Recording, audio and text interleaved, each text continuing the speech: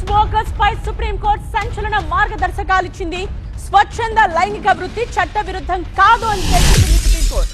పోలీసులు sex workers ను వేధించకూడదు అని చెప్తోంది సుప్రీంకోర్టు. సెక్స్ వర్కర్స్ ను అరెస్ట్ చేయడం, శిక్షించడం చట్ట విరుద్ధమంది. సెక్స్ వర్కర్స్ కు గౌరవం, సమాన రక్షణ కల్పించాలి అంది. ఆర్టికల్ 21 కింద వారికి సమాన హక్కులు ఉన్నాయనింది సుప్రీంకోర్టు. అక్రమ రవాణా, వ్యభిచార గృహాల నిర్వహణ, దళారీ, దోపిడీలను నిరోధించాలి అని చెప్పింది సుప్రీంకోర్టు.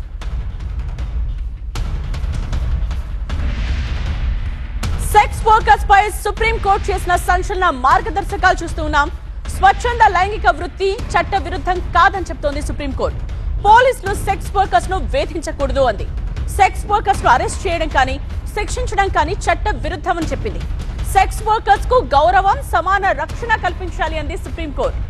ఆర్టికల్ 21 కింద వారికి సమాన హక్కులున్నాయని చెప్పింది.